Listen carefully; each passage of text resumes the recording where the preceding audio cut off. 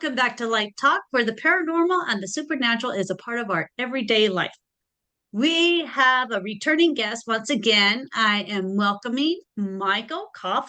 And so we're going to go ahead and get started. And go ahead, take over, Michael. Well, thank you. And it's great to be back. And I'm just curious, what are you feeling like talking about today? Well, I think we were going to continue talking about your book, your first book, if my picture holds up, and my Yeah, ET in the back. with the Did you see virtual my ET? background, you got to keep everything in front of your face, otherwise it Yeah. disappears. Yeah, if you see my ET, I got an ET. Where is he? Yeah, you had him Did you last see? time. It was very Did you? cool. Yeah, he hides behind me here. He made his appearance with the book. Yeah, pops in and out. Yeah, so we were going to talk some more about that, and so how about we start with the Myrtle Plantation? You're going. Ooh, that was a fun one. So Myrtle's plantation, when I we got there, we checked in and we were walking around and we thought meal was included and everything and found out no.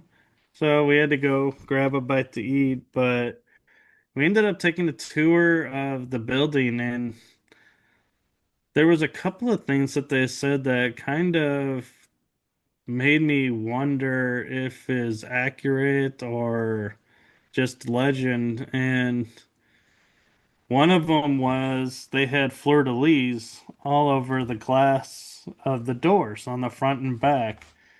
And they said the owners did that.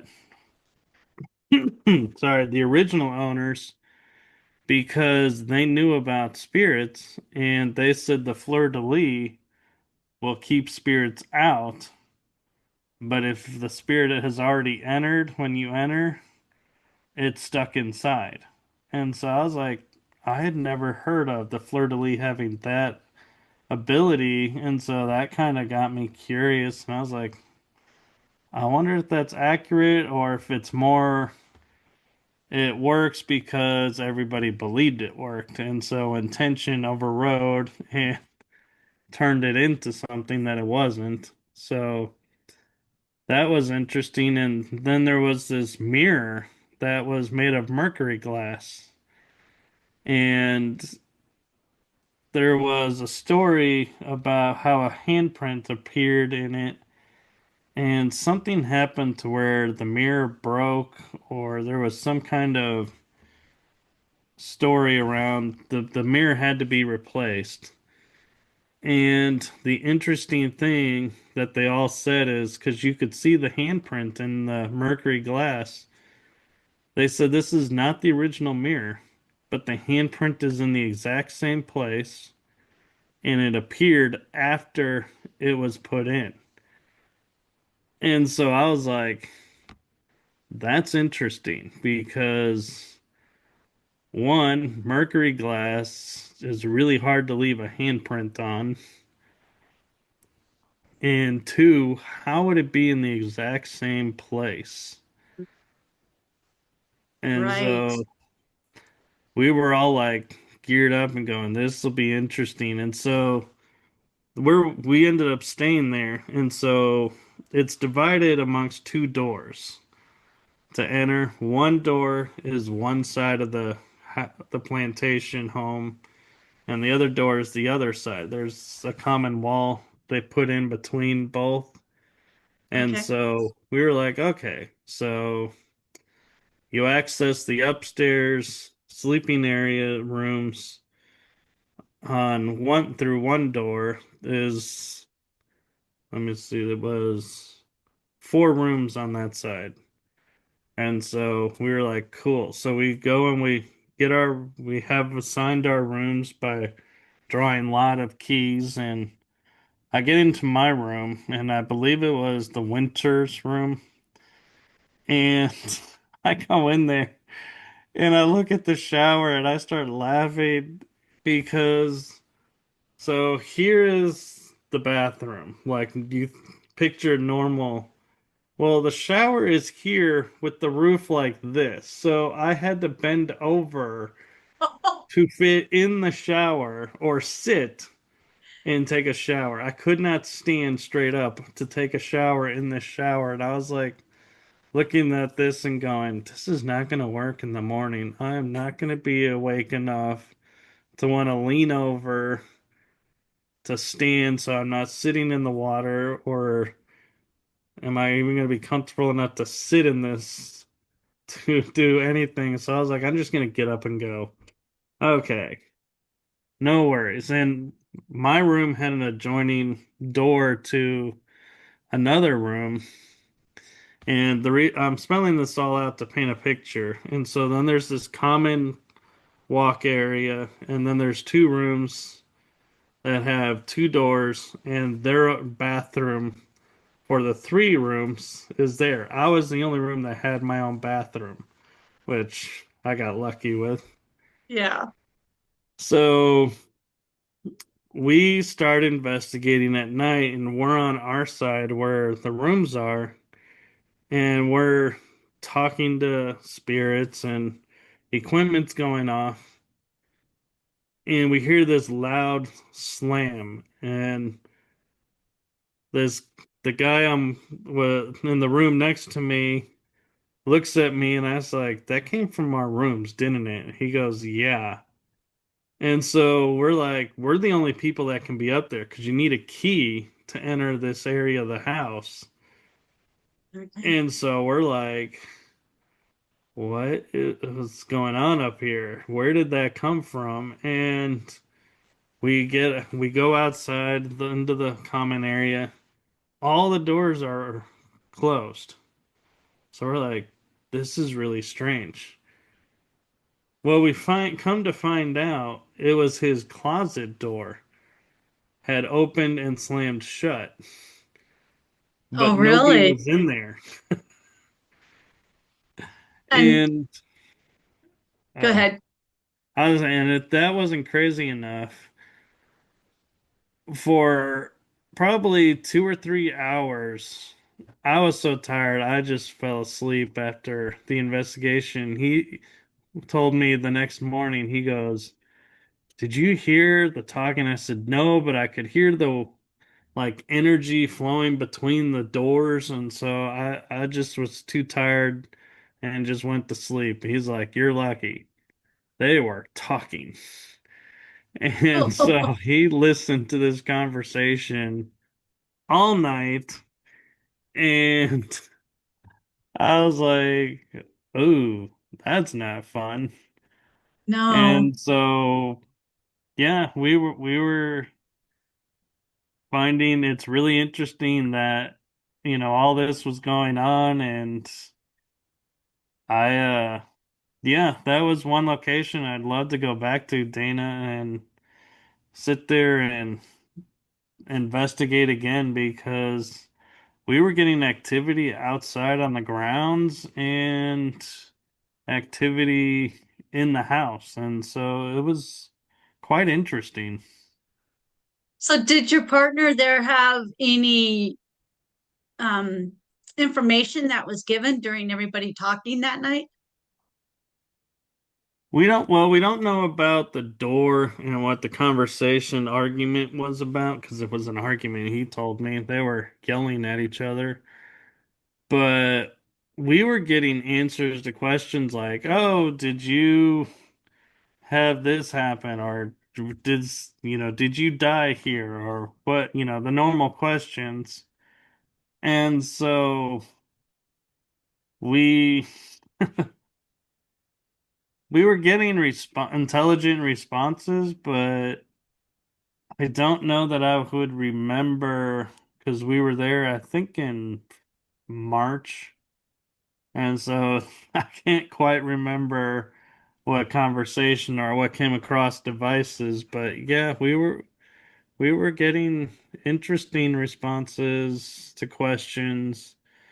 and then it would go quiet, and then other equipment would start to go off, and then it just kind of just stopped everything. And we're like, okay, maybe this is time to go to bed. They're going to Yeah. bed. Let's go to bed. Yeah. Get some sleep with the so with the mirror, going back to the mirror, I get faces in my mirror. So after a shower, I take hot showers. So my mirror gets all like foggied up. And every once in a while, I'll get out of the shower and there's a face in my mirror in the fog or the steam of it. I get that periodically. What are your thoughts? Well, so it could be two things. One is loved ones checking in on you and letting you know that they're there, and, obviously not being, obtrusive and making noises or like trying to scare you. Uh-huh. But, so in that grounds, I would say it's probably a family member or just somebody just letting you know, hey, I'm here, everything's okay. The other thing could be is some of the glass has little defects in it, and so when light hits it just right, it creates little images in it, and the mind kind of maps it into something. So there may not be a face in there, there could be a bevel, but your mind is looking at it, and the way these bevels lay out, it's like, oh, it's a face, and there's not really a face, and it's a trick of the light. But I'll show you, I, I'll send you some pictures of it because I got pictures of them. but yeah, I would say though, with it being activated only by steam, then that I would say is more likely just a spirit stopping by to say hello, because I don't see the light only affecting with steam. It should show up both ways then. Yeah. It's only with the steam. So I Yeah, have to so clear the mirror every once in a while. I clear the mirror so, I don't repeat that same face, but I get different faces all over the mirror. It's in different spots. yeah, then I would definitely say a spirit's having fun with you and just saying, hey, we're here. Or I'm here, now I'm over here, now I'm over here.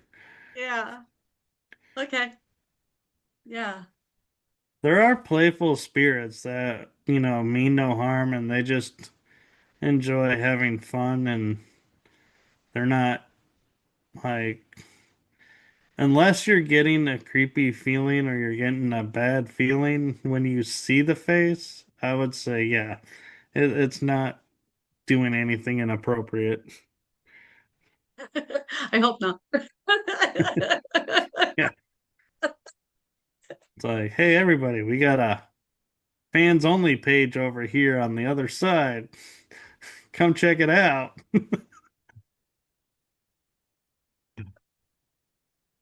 No, I'm No, just no. kidding. No, you're cool. Yeah, it's like when one of my grays came to visit me. I was in the shower also, and I felt them behind me, and I turned around to Yeah, look at that 3, 4 foot little gray. yeah. The Greys are an interesting bunch. They are drones, in my opinion, that are just tasked to do something and they do it and they have no emotions. They just carry it out and then they go back when they're done and report, and that's their life. They're just programmed. Yeah, I'm still learning about them as, I've had them visit me several times and all. So, yeah, I'm still trying to kind of figure out what their point is with me. I sound it sounds like I have a part of them within. So Well, I do have some in my genes.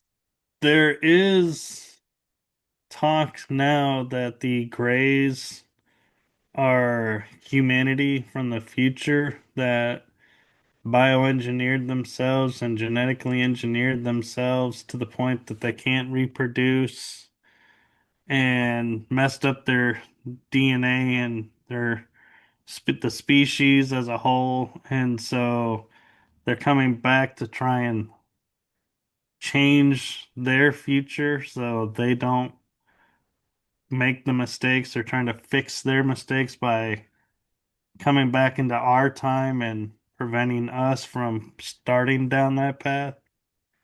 So that could be why you think that's connected to you, is it's you or somebody in your lineage in the future come back and they're like, hey, we need you to do this so I don't exist in the future like this. Yeah. Yeah. It's possible. It's possible. Yeah. Yeah. Pretty interesting. Yeah, Yeah. I'll have to send you some of those pictures that I have from the yeah. mirror. I mean, it's clean. I made sure they were clean, but so so it's cool. But No worries. Let's just say being a paranormal investigator, I have friends that send me pictures of marks and they're like, please forgive where the mark is. And I'm like, don't worry, I'm not paying attention to where the mark is. I'm just focused on the mark. I have respect on that level, and I yeah. don't ever share photos for that reason. Is Mhm. I sometimes will have a picture, and I recently sent a picture to a friend that it looked like an implant or something on my arm. And I sent it to her in the morning, and she left me a voicemail and a text message, audio message, laughing. And she says, next time, forewarn me that that's your arm because it looked like a butt pic. I was like, why would I send you a butt pic? And then I look at it, I'm like, oh, yeah, it kind of does. Oops.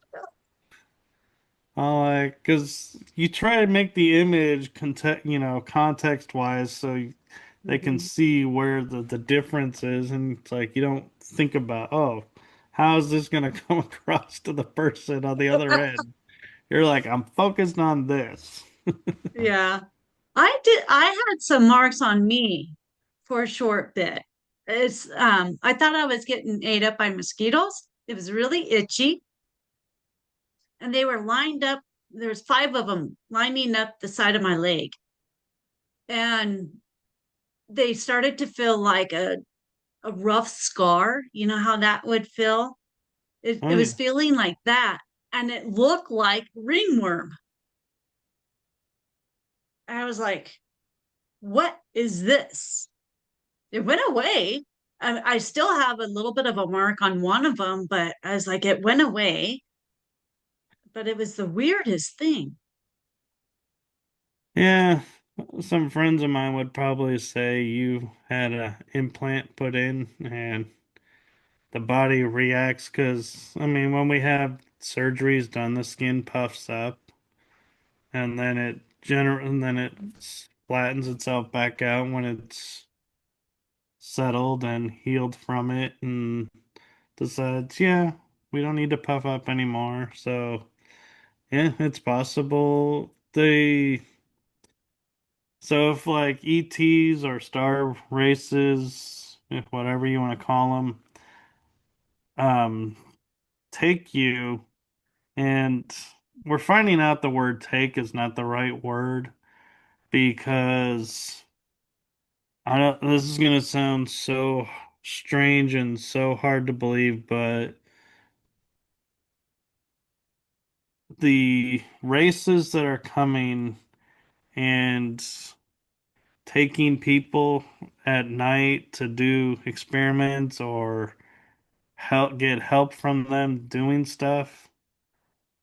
They have said, we are not taking you against your will. You have actually agreed to do this in advance. We have contracts with you to do this. And so It's like, okay, so before we were born, apparently we made contracts to be visited, to help these people or beings, however you want to view them.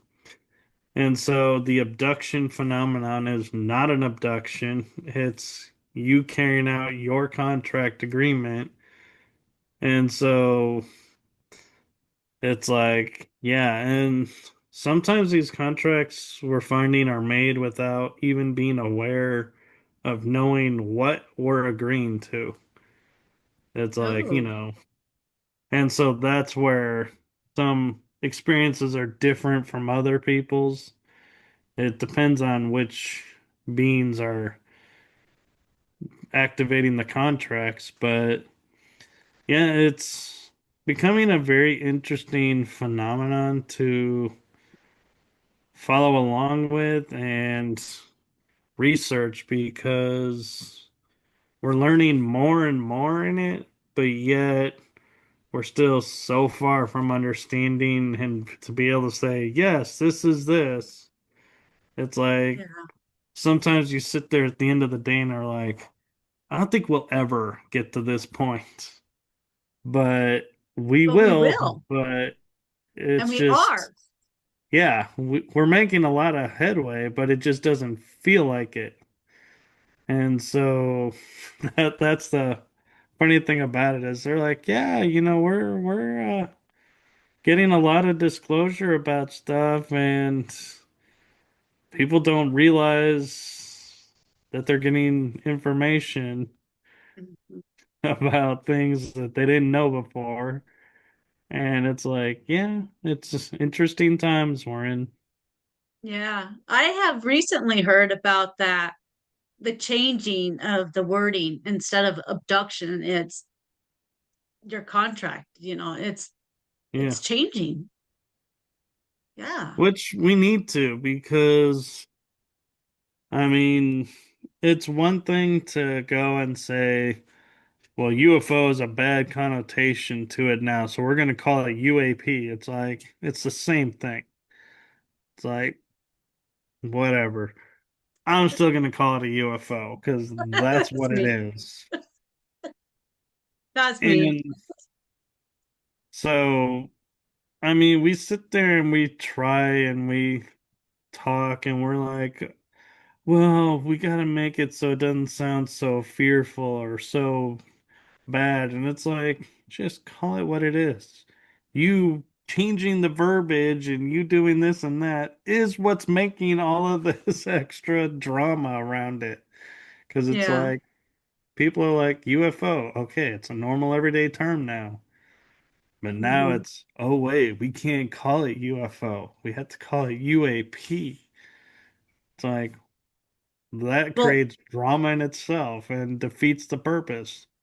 right. If they would just allow it to be what it is and not give it that negative look to it, then we would be fine. Yeah, it's unfortunately the way we get our information. If you go through media, media is biased and they're into fear control. And they tell you, if you listen to them, that they don't tell the truth anymore. They tell all the stories sensationalized to get ratings. So we don't actually get viable news through mainstream media anymore. And an example I can share with you was when we were in Persian Gulf. I was at the airport and these soldiers were going to Iraq. And they're over there sitting at the carousel, laughing, cutting up. And I went over to them and I said, thank you for your service. And they go, well, thank you. We appreciate that. And I go, can I ask you a question? And they said, sure. I said, how are you so happy going to Iraq and the Persian Gulf where you're getting bombed daily? And they looked at me and he goes, I'm going to tell you something right now. We get one IED a month, if that. We don't know what your news media here is telling you, but it is far from the truth. We are spending more time with schools and homes helping people rebuild. And I was like, that's it. I'm not watching the news anymore. That was my kill switch to the news media viewing because I was like, if they're lying about what the situation our troops are in, you know they're lying more about what's here. So I don't trust them, so I ain't watching them. Yeah, I haven't watched the news. I don't think I've ever really watched the news. I don't remember ever sitting down and saying, "Oh, I have to watch the news." You know, the news is on, got to watch it. I don't think I've ever done that. If it's Yeah, on, my husband will watch it for the weather, but I don't watch it. I will go in another room or something. I just don't watch it. Never yeah. have. And in the old days, when news was first being reported, there would be a blend of bad news with good news. So it's like you had hope. Now it's everything is just bad. It's like hope Mm, is gone, according to the media. And you look at the world today and it's like you kind of wonder, when they go, I don't know why the world's like this. I'm like, "Well, look at the news media. Look at the people who are calling all the shots. You yeah, gotta, the writing's on the wall. You're falling for their script. You're supporting it by watching this, so it's your fault. I'm yeah, sorry, but it and is. also, yeah, and also look at all the movies that are out there. It's all violence. I mean, it's like let's go. Yeah, it's Yeah. all violence, and the language in it is just all crazy. And I don't know. Maybe language isn't a big thing to most people, but I'm not fully into it. I know I'll go through times where I'm like a sailor, but Everybody loves it when the sailors come out. but yeah, it's in everything you watch. So I don't watch anything. I can't Well, even watch and commercials when we're watching anything on TV. What little I do, but even look at paranormal movies. I mean, at first, like, you had The Sixth Sense, which was, interesting because, there was no real violence in it, but it was a paranormal movie. And people were like, it's okay, it's good. But then you say, well, what's your favorite paranormal? They're like, oh, well, Paranormal Activity. And I'm like, that is fake as all get out. That is not real. And they're like, and you're like, why do you like that? Oh, well, the thought of, being pulled out of bed like that, or the scratching that you're gonna get, and all that. And I'm like, none of that really happens. Like, that is the most rare instance. And it's so sensationalized that it's like you look at other movies now and they all have to have that in violence. some way. And it's Mhm. like, that's not what we're doing. We're not these. Okay, I mean, even Supernatural, I'm sorry, the TV show, nobody drives around with their car with guns, rock salt, bullets, and all these different things in their trunk on the off chance they're going to run across something. It Yeah. is so remote that you would need that type of gear, but everybody's first question because of these TV shows and movies is, have you come across a demon? How many demons have you faced?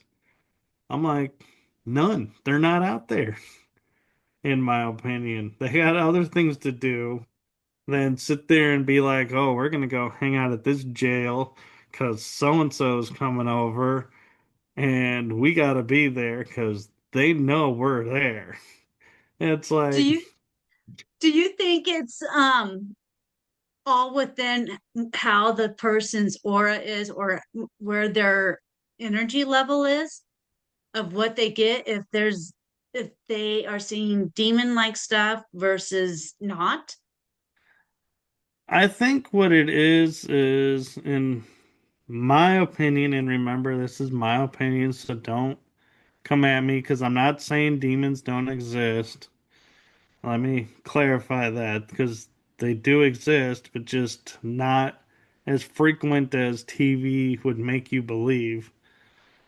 But my theory is when you go to a location and you have an angry spirit, it's going to manifest and its energy is going to be low and you're going to have bad feelings from it and you're going to feel the weight and pressure of it.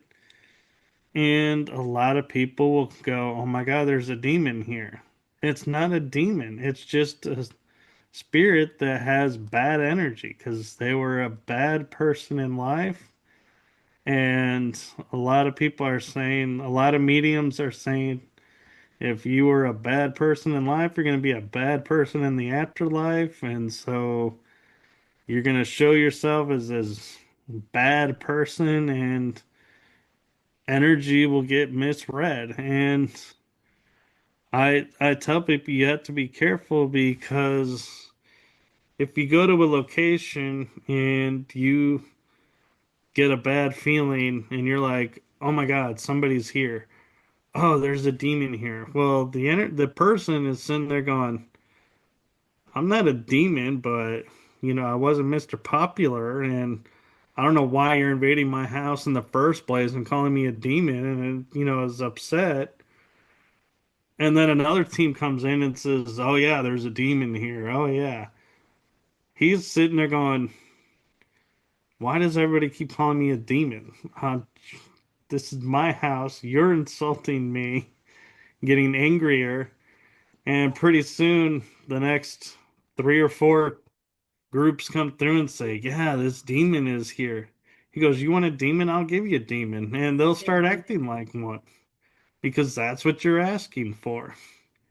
And they get Yeah. tired of being told and called something. It's just like the analogy I use is, kids being kids, we write it off as, but when you have a child that has a hard time learning, a kid, not meaning any harm by it, just being a kid, comes up and says, "Hey, this kid is stupid. He can't learn, he can't figure this out." Hmm. We all have to sit here and wait for him to learn it. Other kids start laughing and they go, "Yeah, you're stupid. Yeah, you're stupid." Well, what's the kid going to go home and do? He's going to go home and say, "Mom, I don't know why I can't learn this. I guess I'm just stupid." And Yeah. it could be he has dyslexia or another form of a disability that prevents, that just doesn't register that way. He doesn't learn that way. But kids will make you think you're stupid, and so you'll just give up. Yeah. And And that's right. Yeah. so that's where I'm like, we have to be careful throwing that term around because we don't know what's on the other side of the veil that's in these buildings. And so if you have gone up against a demon and you're around to tell the tale, kudos to you. But I really doubt every location you have been to has that. So if it does, I would seriously look at, like you're saying, what is your aura and what are you looking for? Because you're bringing it. It's not there. You're bringing it. Yeah. And it's kind of like just respecting them as you would hopefully respect the people living, you Yeah, know, and just respect. we have to, and I know I preach about this a lot on my shows, but it just, I'm hoping it sinks in, is as paranormal investigators, we have no idea what's on the other side that we're dealing with. It could be residual energy, could be an intellectual spirit that wants to communicate, could be another dimensional being that's come through a veil and is trying to figure out where they're at. There's a number of possibilities. But to keep calling out a demon of something that you don't understand and telling people, oh, you have a demon around you, needs to stop, because there are repercussions to that I don't think they realize, what they're doing to get their 15 seconds of fame, how hurtful they're being to the people or the location. Because I mean, nobody wants a demon. Mhm. And I mean, demon, the word itself, a huge amount of fear gets, brought up with that, and hopelessness too. And so you are literally robbing life from these people. And I was talking with the Warren Legacy Foundation on an episode, and they told me about this case that fell through. And I was like, what do you mean it fell through? And they said, well, a lady noticed her son was feeling off and wanted them to come and check it out.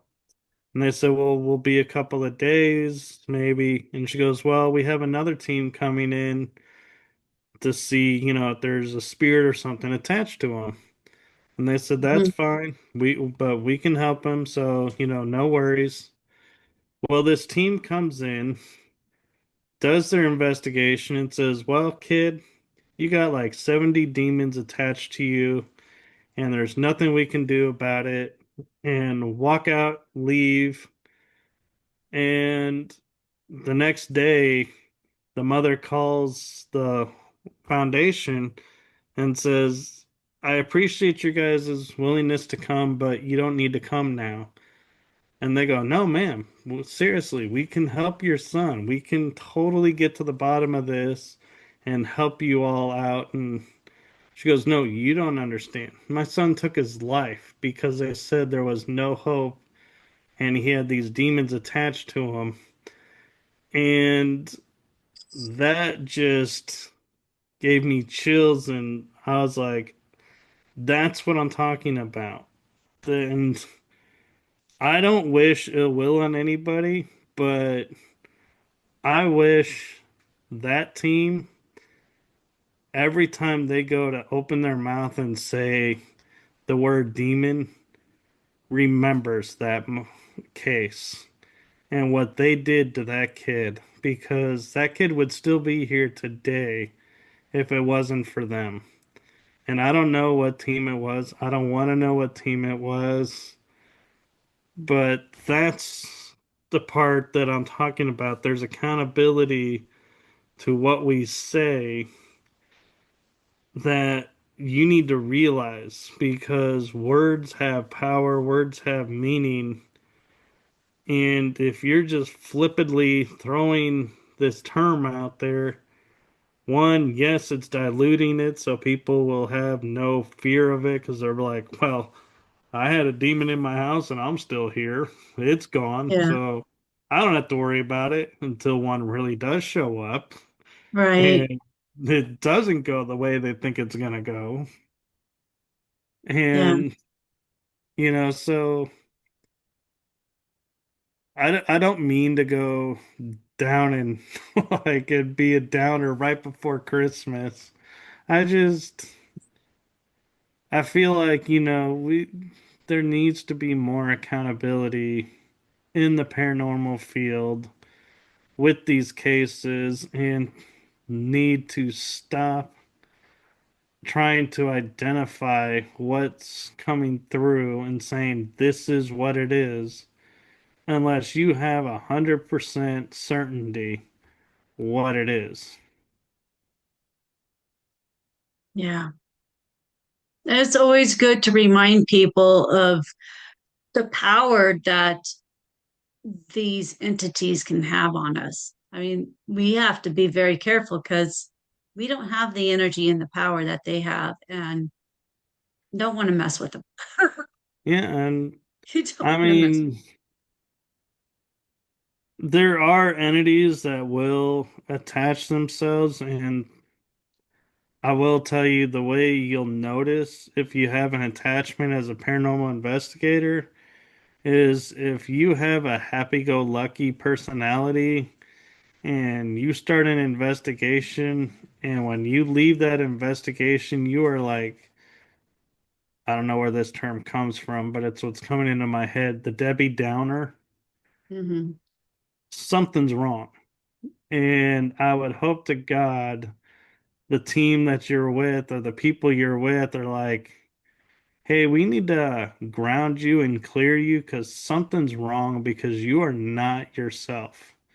Something has attached to you possibly, and we need to make sure you're okay.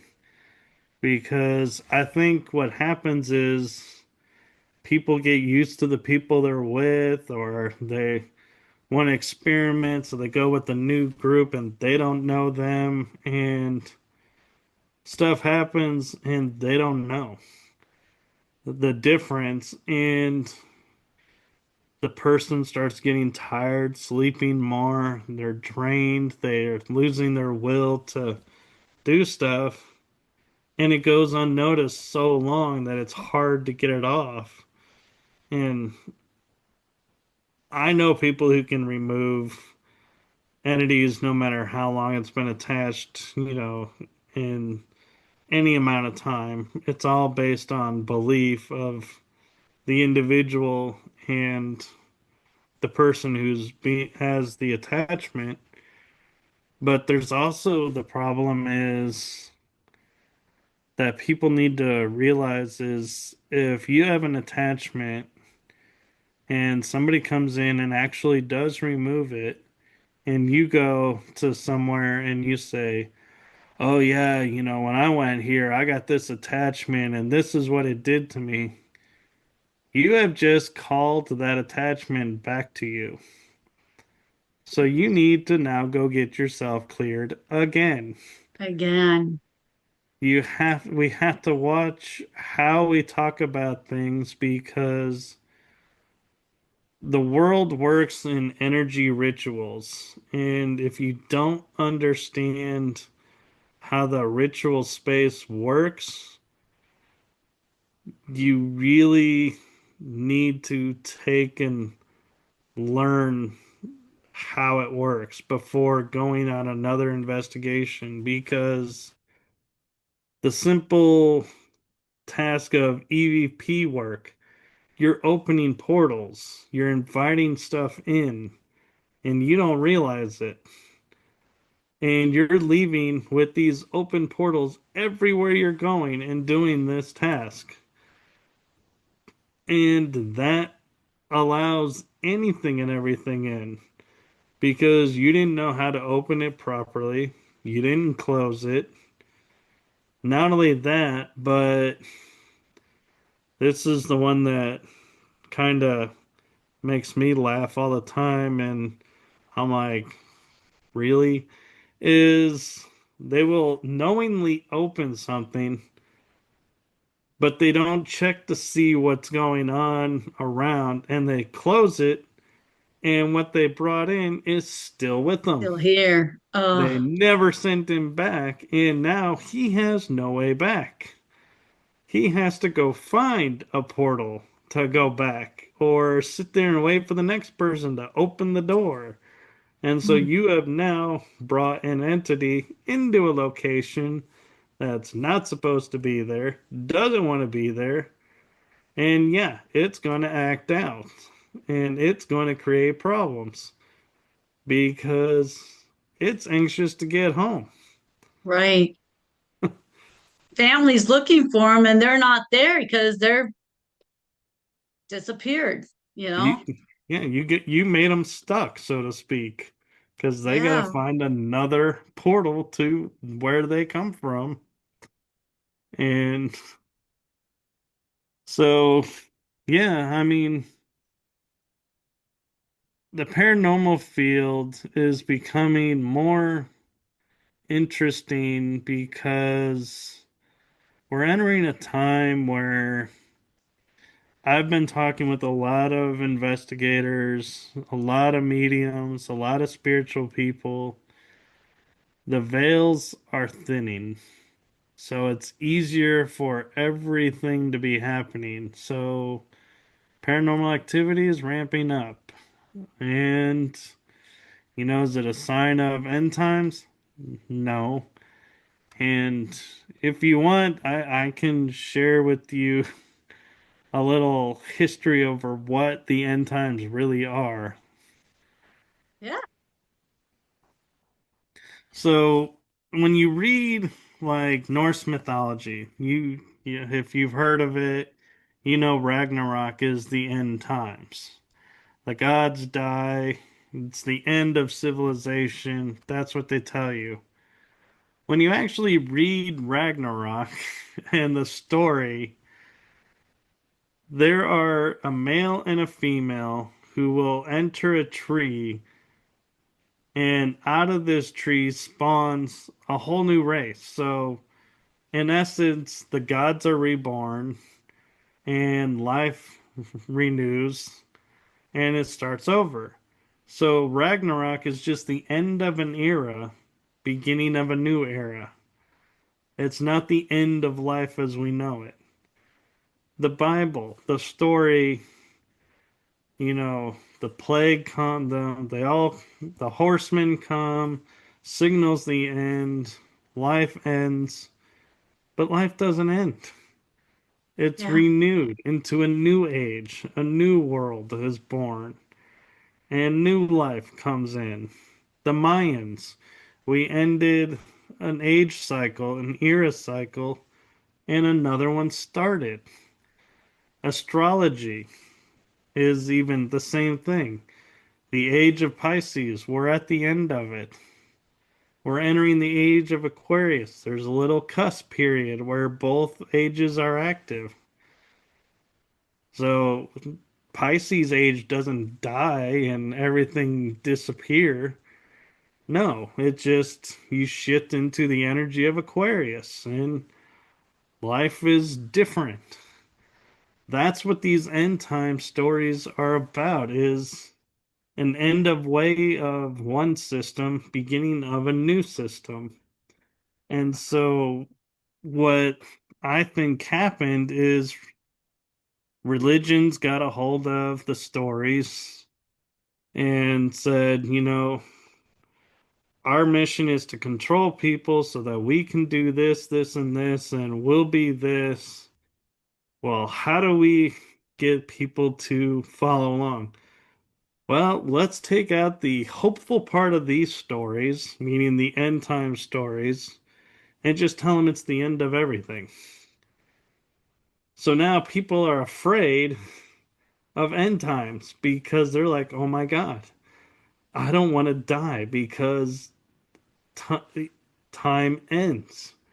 There's nothing. That's what the church tells us. That's what all these books tell us. And it's like, no, they really don't. No. That's what they're telling you, it says, but it's not what it actually says. And so they use it to control, and that's the age. I'm so thankful to say that the spiritual warfare and everything that's been going on, the disclosure movements included in this, is all based around we are waking people up to the fact that this fear based world is not the world we're supposed to be in. It's coming crashing to an end in a world of hope and light and abundance and everything is coming in, Yeah. but it can't take hold until people are ready to let go of the other way. And I know it's hard to let go of fear. I've Yeah. had to do it. It can be done. It can be done easy or hard. And so, you just have to decide one day to wake up and go, I'm not going to buy into the fear script today and this aspect, and then it takes hold, and then you can go to another aspect and another aspect, and pretty soon you'll be able to live your life, free of the fear. And I just want to make clear I'm not talking about like the fear of touching a hot stove. That is a natural, pure fear. That is designed to keep you safe. That is a good fear. I'm talking about letting go of the fears of, oh my God, if I tell my boss I had this idea, I'm going to get fired, and I can't be fired because then I won't be able to afford my house and my family will be put on the street and we won't be able to eat and all, because all of this is based around a lie you told yourself because you bought into a program that never actually existed. You created it. Yeah. That's what's coming to an end. Yeah. Yeah. And the trust. The fear is switching over to trusting in God, source, whatever. Um, it's the trust that we're Yeah, going. Yeah. That's what I think is the trust, because if you don't have the trust, then you have the fear, right? Is yeah, that how you and take it? Yeah. it is. And one thing that a mantra that helps me, that may help your audience and help you, actually comes from a movie, that comes from a book series. It's Dune, the sci-fi movie. And the main premise is in order to unlock who you really are, you have to let go of the fear. And how they do it is they tell themselves fear is the mind killer. So it's like they're programming themselves to not be afraid of what they need to do in order to survive, in order to grow. They're telling themselves, if I give into this fear, mentally, I'm gonna kill and be killed because it's gonna take control. Yes. You're in turn taking control of the fear and telling it what it's gonna do. That's the difference. And so that's where I have a t-shirt now I finally found that says across the front, mind fear is the mind killer.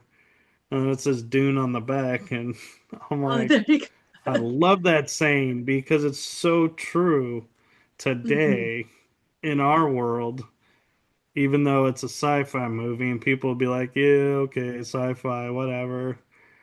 I'm like, yeah, it works. It's real. It's an actual mantra you can say that'll help you grow. Yeah. I mean, I think a lot of those movies have a lot of truth to them. I mean, I keep looking back at like the Jetsons. I mean, that was made before we, okay, I'm pushing it, but I was going to say before we even had cars, but that was made a long time ago. And Yeah. who would have thought of that? So I really think a lot of movies and a lot of shows and everything have actually been came through as either something they experienced or channeled or some sort of help getting that picture through into a show or a movie. Here's a paranormal thought for you.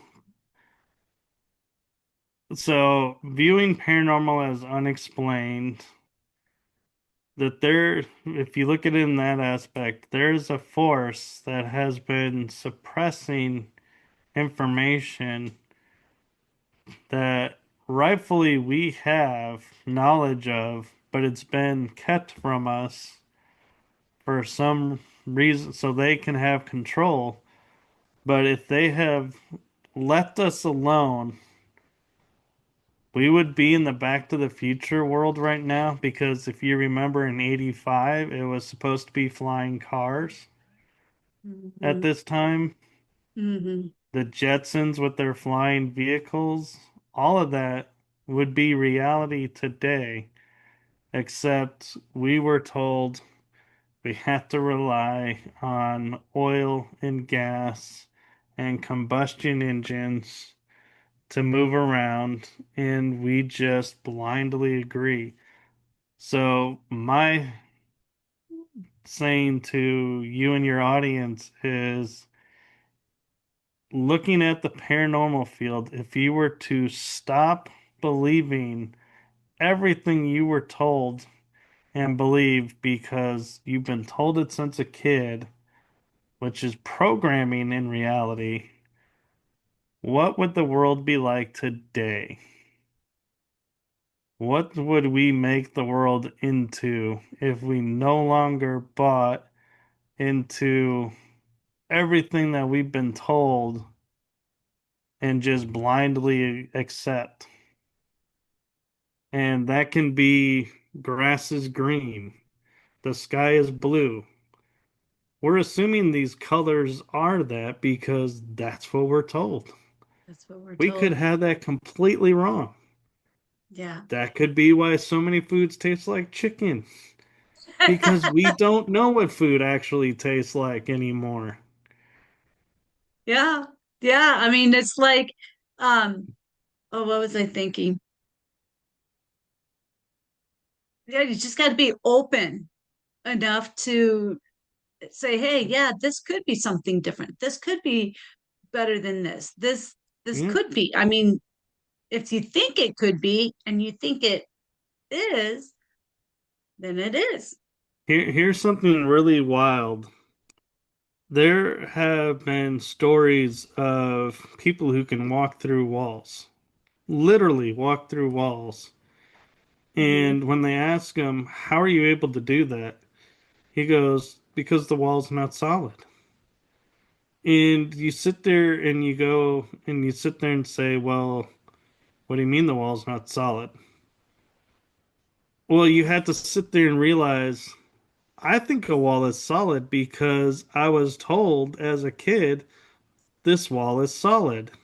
Mhm. That's another program. Then it's, the desks. We say, oh, like our desktops are perfectly smooth. You ask a wood craftsman, and they say there is no such thing as a perfectly smooth wood surface. But because we're programmed to feel and think that's what smooth is, that's what we call it. What we call it. Yeah, That I've been this watching this. is what I mean by the world of letting go of all the stuff that we've been told is because there are so many things in our world that we're seeing that we don't believe because we're told they don't believe and don't exist. And if we stop that program, what is our world really going to look like? Anything you want it to be. Exactly. Anything you want it to be. Everyone's going to have an absolute different viewpoint of the same focus, focus And point. that's the way it should be. But we have We to be should. able to be okay with that. I mean, right now I see a lot of people saying, "Oh no, that's this," because you're looking at it differently. So we have to open up and allow everybody to have their own view of what life is. Yeah. And I have a friend who was asking me the other day, he's like, "Hey, what are residual haunts? Because could that be another timeline coming in?" And I just kind of laughed and I said, and I was like, "You're waking me up with this question. All right, you asked for it." And I responded back and I said, "Well, residual haunts could be a parallel timeline that's come and met with our reality, so we're able to see it. Could be a different timeline because there's multiple possible timelines running that you're seeing, or it could be another dimension, even. And I said, this is what's going on with the paranormal field now, in my opinion, is we have to relook at what we're seeing and going, are we seeing residual, or are we seeing another dimension, or a parallel world, or parallel timeline, or all these other options, and legitimately sit there and say, if it could be any one of these, okay. And if we start looking at that, how is our worldview going to be so expanded? Yeah. And you also throw in there that we're all living the same lifetime, even though you have a past life and a future life, it's all one. You're living all of that right now. Right. It's just it's mind blowing. A lot of this is, but it's so interesting and it so makes sense once your head can wrap around it. It does make some sense. Yeah, there's a lot of things in our world that it's like we're like, I don't understand how this is possible. And then when you start viewing the world through different lenses, you're like, oh, well, that explains this. And well, now I understand what they mean by this. And now this concept doesn't seem so hard to understand. And well, now, wait a minute. What about when I looked at this scenario? And that's when you know your mind is really starting to kick in, is when you start to look at everything you've experienced in your life through that new filter lens. And you're Mm. like, wait a minute. And you go, everything that's happened to me has been stepping stones to where I am today. And you start looking at everything differently. That's when you're really starting to open up and understand the world around you. Well said. Well said. Yeah. Well, this was definitely a different episode than we probably thought. Hey, I love it. I love how we just go where it goes. And yeah, Yeah, but yeah, it's about that time though. But yeah, thank you so much for being back on again. And oh my goodness. And we just started up a whole nother ball game of talk here. So I know. And I have a feeling I'll be writing a book about it. do it. Do it. Go for it. It would be an interesting book of, Yeah. proposing. I'm actually even going to write that down. You never know when inspiration's going to strike. Nope.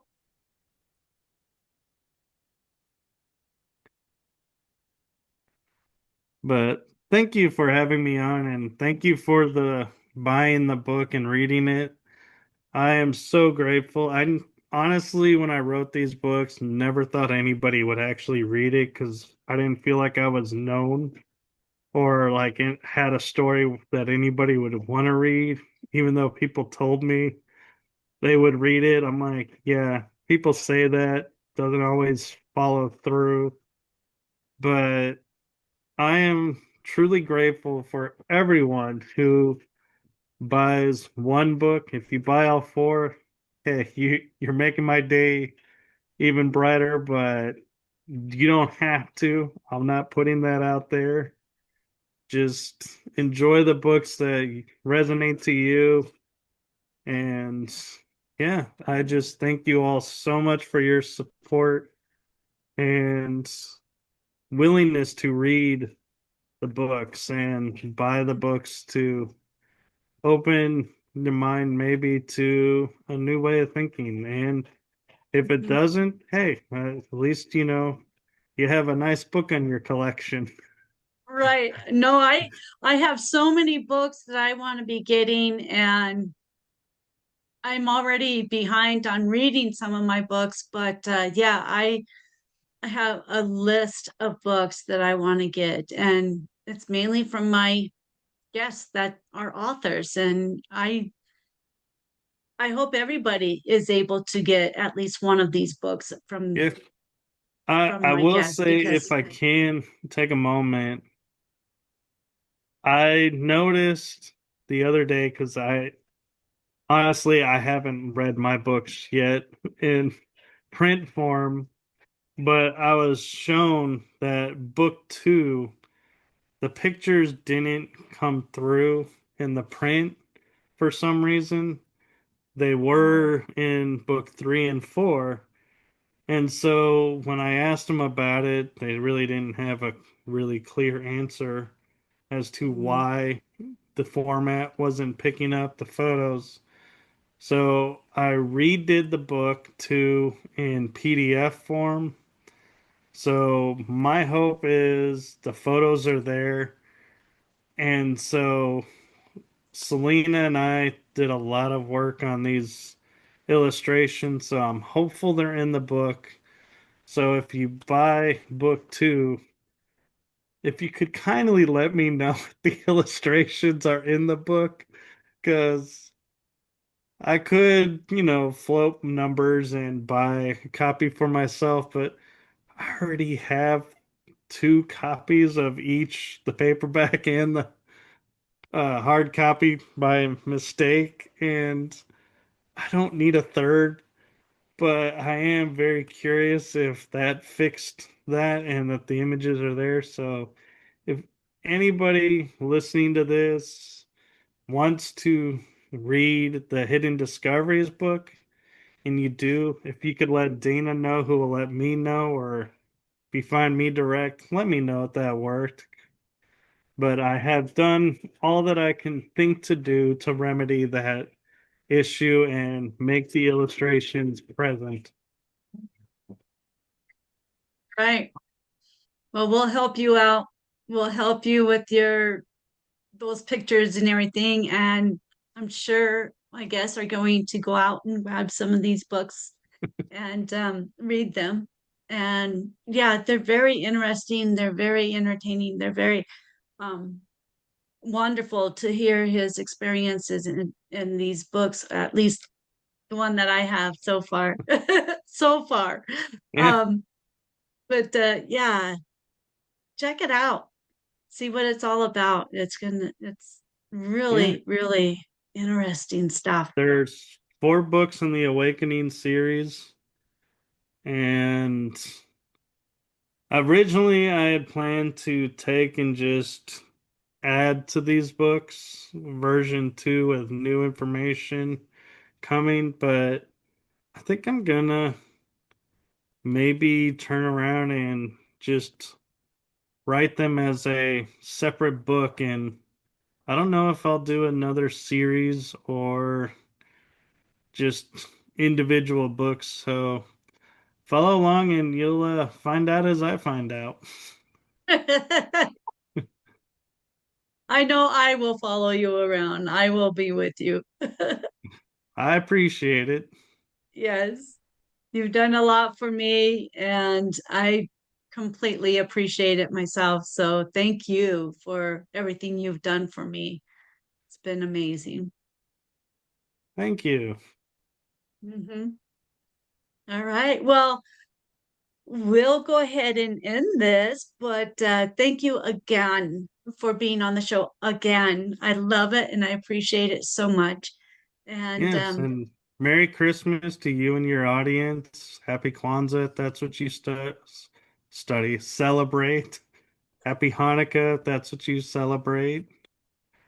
yeah, so yeah, have a great one and all the New Year stuff and all of this is going to be so much fun. Yes, and if you want to see me back even again, shamelessly plug me and annoy Dana to enough that she will message me and say, "Hey, do you want to come on again?" Michael, you're welcome to come back anytime you want. I appreciate it. Anytime you want, you are more than welcome to come back. So I appreciate that. Well, I All will right. be back then. Okay. All right. If anyone out there has any stories you would like to share, email me at lighttalk423@gmail.com and we'll get connected. And we will see everybody next time. Thanks. Bye. Bye bye, everyone.